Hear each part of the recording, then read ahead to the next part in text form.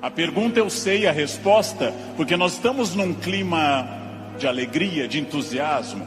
Entusiasmo é uma palavra linda, vem do grego cheio de Deus, entheos. Cheio de Deus, entusiasmo. Mas eu vou começar fazendo uma pergunta que eu sei a resposta. É típico de professor isso. Se eu pergunto aqui nesse ambiente entusiasmado, com 27 mil pessoas cheias de energia, se vocês são felizes, eu sei a resposta. Pergunta, nesse momento, quem nessa distinta plateia se considera uma pessoa feliz? Acaba de falir o laboratório do Prozac. Não haverá mais depressão no planeta Terra. Bem, é óbvio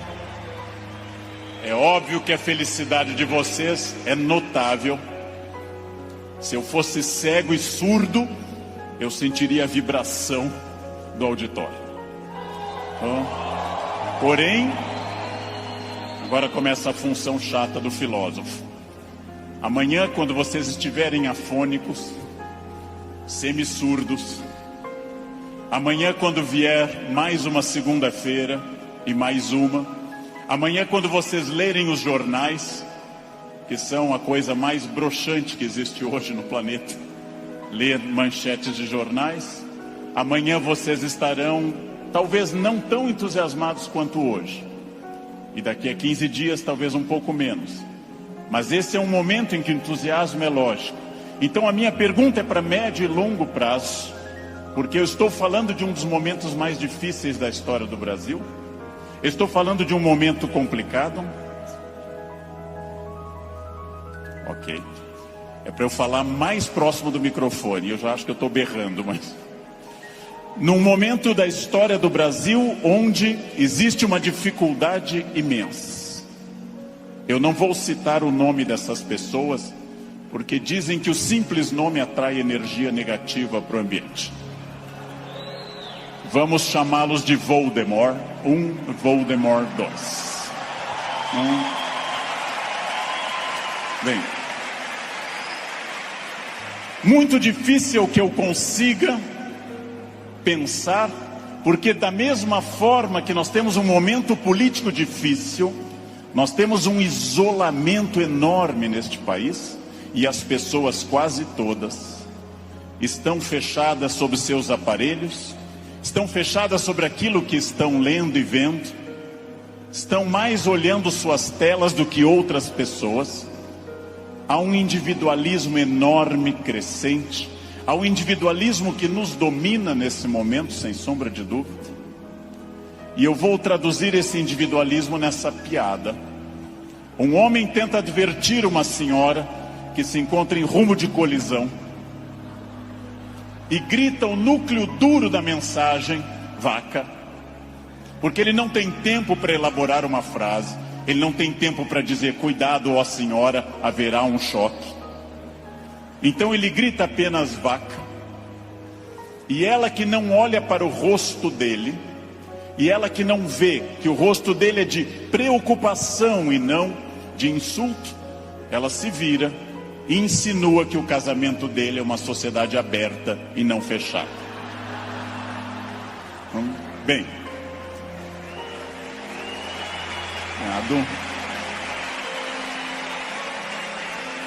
primeiro problema e primeiro conselho que eu dou a vocês, para que vocês reflitam, aceitem ou rejeitem como desejarem. Primeiro conselho importante: olhem para o rosto das pessoas. Olhem para o rosto dos clientes. Olhem para o rosto de quem está comprando, porque o rosto humano é um livro poderoso que traduz tudo. O rosto humano lhe diz, eu estou adorando, eu estou detestando, eu estou entediado, eu estou entusiasmado. Comecem a olhar para o rosto, comecem a mandar menos emojis e emoticons pelo celular, e comecem mais a olhar para o rosto humano que traduz tudo que você precisa saber. Chego a sugerir ousadamente que vocês olhem para o rosto das pessoas da própria família, que conversem com maridos e mulheres. Olha a minha ousadia. que olhem para essas pessoas, que vocês passem a avaliar valores, emoções, sentimentos, que vocês passem a pensar claramente em cada indivíduo único. Essa é uma das grandes chaves do sucesso. Eu tinha um erro, eu tinha um defeito como profissional. Há alguns anos eu entrava num grande evento como esse pensando o seguinte: acabei de chegar de Foz do Iguaçu, dei palestra lá, amanhã eu tenho que estar cedo em São Paulo, depois eu vou para a Bahia, depois eu tenho que voltar correndo da Bahia porque eu tenho aula na terça-feira de manhã cedo em Campinas. E eu vivia no compromisso seguinte, eu vivia no momento seguinte. Isso é um defeito. Vivam no momento que vocês estão. Ao entrarem para conversar com alguém, ao tentar uma venda, ao ler um livro, ao namorar, ao conversar com seu filho, ao fazer qualquer coisa importante na sua vida, entre inteiramente naquilo. Não fique pensando o que vem depois. Faça daquela experiência única, e que a pessoa que está com você não entenda e não sinta, em hipótese alguma, que ela é um obstáculo ao seu horário, que ela é um obstáculo à sua realização. Entreguem-se a isso. Quais são os meus valores? De novo, parece uma pergunta estranha, mas é uma das perguntas mais importantes que nós temos. Qual é o seu valor? Qual é o seu valor principal? Qual o seu valor auxiliar? O que faz você se emocionar? O que move seu coração? O que impulsiona seu despertar? Quais as ideias que você tem mais fortes pela manhã? Em que você dorme pensando em quem? Estes são seus valores.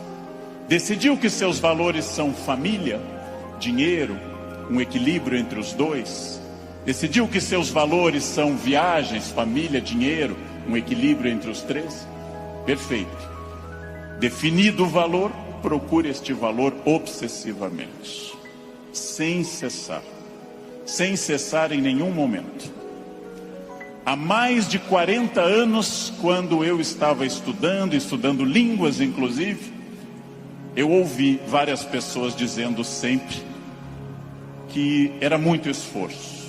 Quando eu fiz a faculdade, evitei excesso de festas, evitei maconha, o que num curso de humanas na USP é um isolamento muito grande. Não pegava ninguém. Evitei coisas, foquei no que eu queria. Eu estou aqui para estudar. Eu estou aqui para estudar muito. Depois continuei estudando e fiz mestrado e doutorado, fui morar fora, aprendi línguas e sempre mirando no meu valor. Meu valor é ser um profissional de excelência. E não apenas excelência média, de grande excelência. Então, eu mirei desde o início, gente. Eu mirei na ideia que eu quero ser Alexandre o Grande, não Alexandre o Médio, nem o Pequeno. Não quero ser médio, não quero ser a pessoa legalzinha. Por incrível que pareça, e até vaidoso que possa parecer a vocês, mas isso foi um lema de vida. Desde muito cedo eu disse: eu quero ser, se não o melhor, um dos melhores professores do Brasil. Um valor alto, vaidoso. Só que eu aprendi que mirando alto, às vezes a gente consegue um pouco menos. Se você mirar baixo, você consegue ainda menos. Mirem alto. Não tente ser o melhor vendedor do condomínio, é muito pouco. Não tente ser a melhor pessoa da rua, é muito pouco. Mirem alto. Mirem alto e busquem isso. Eu quero ser o melhor vendedor do Brasil. Simplesmente isso. Se alguém acha que não pode, ache os instrumentos para poder. E aí um outro conselho importante. Querem saber quando está dando certo? Querem saber quando o projeto de vida de vocês acertou no valor? São aqueles semi-amigos. Semi-amigo é o inimigo que lhe abraça. Chegam a você e lhe dizem: você tem sorte, né? Nossa, você tem muita sorte. Prestem atenção nessa frase que o tio Leandro vai dizer. Sorte é o nome que o vagabundo dá ao esforço que ele não faz. Então, sorte existe, sim. Eu não controlo tudo. Eu não sou Deus, eu não controlo tudo. Por vezes eu estou em Congonhas, o avião tenta aterrissar e arremete. É para testar a força do esfíncter de vocês.